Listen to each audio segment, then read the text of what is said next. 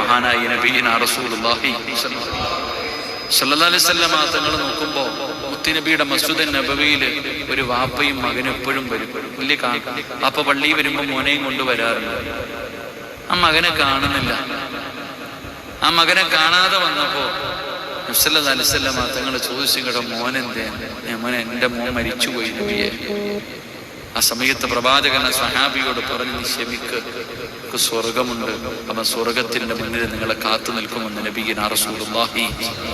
ചെറുപ്പത്തിലൊക്കെ കൊച്ചുമക്കൾ മരിച്ചുപോയാൽ ആ മക്കൾ ഉണ്ടാകും സ്വർഗത്തിന്റെ മുന്നിൽ.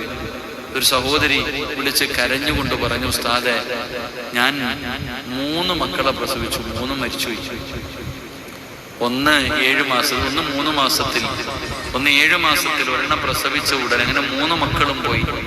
ഉസ്താദെ, ഞാൻ 4ാമത് ഗർഭിണിയാണ്, എനിക്കിതിനെയെങ്കിലും വേണം, എനിക്കിതിനെയെങ്കിലും അള്ള തരണം. 3 എണ്ണം പോയി. ഈ വേദനയും ത്യാഗങ്ങളും സഹിക്കുന്നത് വലുതാ.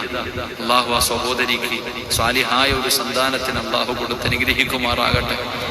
അള്ളാഹുവെ, പടച്ചവനെ, 3 മക്കളും മരിച്ചുപോയ ആ പാവം അള്ളാഹുവെ, ഒരു ദുഃഖത്തിന്റെ പുറകിൽ ഒരു സന്തോഷമുണ്ടെന്നാ നീ കൈവിടല്ലേ പടച്ചവനെ, നീ കൈവിട